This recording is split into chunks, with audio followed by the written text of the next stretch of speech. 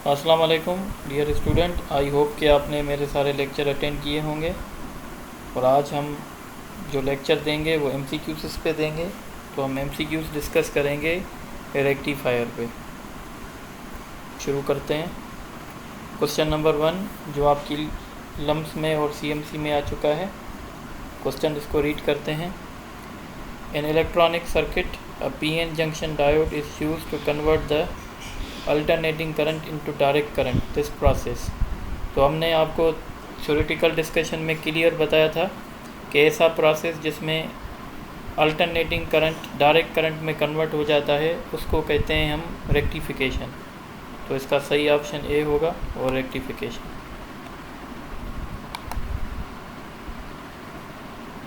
इसके साथ question number 2 अगर आप देखें तो इसमें लिखा हुआ है सेमीकंडक्टर फोटो डायोड। तो फोटो डायोड अभी हमने पढ़ा नहीं है, तो अभी हम इसको छोड़ देते हैं, इंशाल्लाह नेक्स्ट क्लास में डिस्कस करेंगे। क्वेश्चन नंबर 3 को देखते हैं। तो क्वेश्चन नंबर 3 में दिया हुआ है in a full wave rectifier circuit operating from 50 hertz main frequency the fundamental frequency in ripple. तो हमने आपको बताया था कि जो फुल वेव रेक्टिफायर है उसमें जो फ्रीक्वेंसी होती है वो इनपुट फ्रीक्वेंसी के डबल हो जाती है, यानी मेन फ्रीक्वेंसी के डबल हो जाएगी। तो मेन फ्रीक्वेंसी 50 है, 50 का डबल करेंगे तो 100 हो जाएगा। और याद रखिएगा हाफ वेव रेक्टिफायर में फ्रीक्वेंसी वही की वही रहेगी, फुल वेव में फ्रीक्वेंसी डबल हो जाएगी। तो मैं इसको हाईलाइट कर देता हूँ। अब हम आते हैं क्वेश्चन नंबर 4 पे। क्वेश्चन नंबर 4 है single diode can be use as. तो जब हम सिंगल डायोड की बात करते हैं तो सिंगल डायोड जो है वो हाफ वेव रेक्टिफायर के तौर पे यूज़ हो सकता है। तो इसका ऑप्शन ए होगा। इसको मैं हाईलाइट कर देता हूँ। अब क्वेश्चन नंबर 5 देखें। The process in which alternating voltage is being converted into direct current voltage. तो ये वही क्वेश्चन है जो ऊपर हम करके आए हैं। हम इसको कहेंगे कि ये रेक्टिफिकेशन है, सी ऑप्शन होगा। अब हम करते हैं क्वेश्चन नंबर 6। क्वेश्चन नंबर 6 में है in full wave rectifier the frequency of output is dash to input. तो ये भी सेम क्वेश्चन है। तो जो आउटपुट की फ्रीक्वेंसी होगी वो इनपुट के डबल होगी। तो इसका ऑप्शन जो है वो सी होगा। याद रखिएगा अगर हाफ वेव की पूछेंगे तो वही होगी।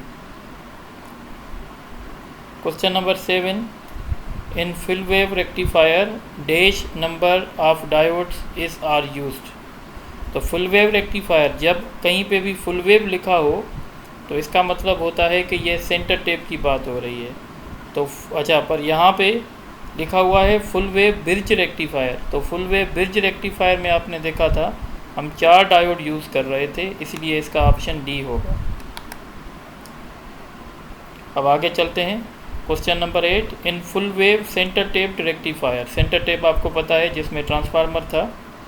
During 1 half cycle dash diode conduct the current.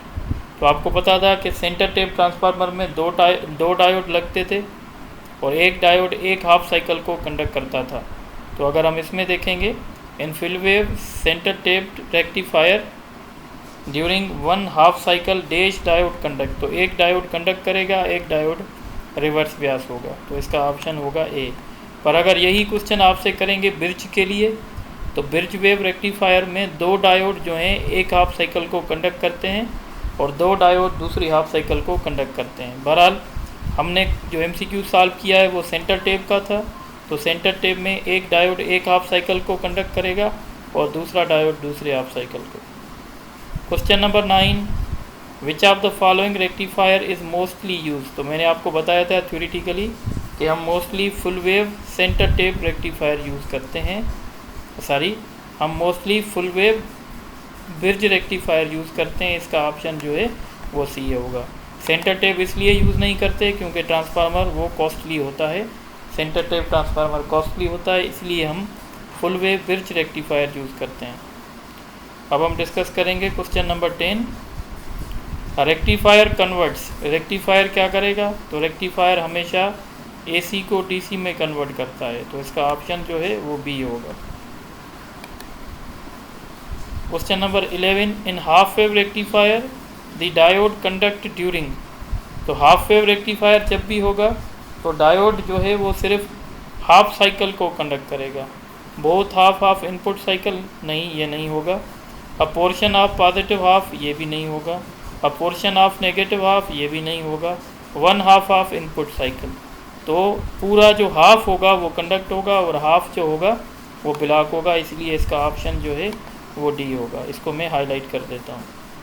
अब आप क्वेश्चन नंबर 12 देखें कि जो बहुत ही जो है कॉन्सेप्चुअल है, और ये मैंने पंजाब टेक्स्ट बुक से लिया है। इसमें लिखा हुआ है in bridge rectifier as shown below when V1 is positive, ये इज़ है, at point B with respect to A which diode are on. तो अगर आप देखें, अगर क्वेश्चन कह रहा है कि अगर जो है B पॉजिटिव है और A नेगेटिव है, यानी ये पॉजिटिव है ये नेगेटिव है, तो अगर ये नेगेटिव होगी तो ये डायोड D1 आपका रिवर्स ब्यास होगा और D4 आपका फॉरवर्ड ब्यास होगा, और अगर ये पॉजिटिव होगा तो D2 आपका फॉरवर्ड ब्यास होगा। आपको समझ में आ रहा है कि ये जो है वो फॉरवर्ड ब्यास क्यों होगा? वो इसलिए क्योंकि डायोड के पास दो टर्मिनल होते हैं, एक एनोड एक कैथोड। ये जो सिंबल आएगी इस ये टर्मिनल कहलाएगा कैथोड और ये कहलाएगा एनोड। तो डायोड फॉरवर्ड ब्यास तब होता है जब एनोड पॉजिटिव के साथ लगा हो और कैथोड जो है वो नेगेटिव के साथ लगा हो। अब ये क्वेश्चन कह रहा है कि पॉइंट ए नेगेटिव है, पॉइंट बी पॉजिटिव है, तो जब पॉइंट बी पॉजिटिव है तो डायोड D2 आपका फॉरवर्ड ब्यास होगा, D3 रिवर्स ब्यास होगा, और ये पॉइंट नेगेटिव है इसकी वजह से D1 आपका रिवर्स ब्यास होगा और D4 आपका फॉरवर्ड ब्यास होगा। तो इसका सही ऑप्शन होगा D4 एंड D2। तो इसका ऑप्शन ए होगा। इसको मैं हाईलाइट कर देता हूँ, बहुत ही इंपॉर्टेंट क्वेश्चन था। अब हम चलते हैं लास्ट क्वेश्चन की तरफ, question number 13। In bridge rectifier as shown below if diode D2 and D4 becomes faulty. अगर D2 और D4 फॉल्टी हो जाएंगे तो फिर ये क्या होगा? तो इसका मतलब होगा हमारी हाफ साइकिल कंडक्ट हो पाएगी और हाफ साइकिल कंडक्ट नहीं हो पाएगी। इसका मतलब होगा कि हमारा ये जो सर्किट है वो अब क्या बन जाएगा?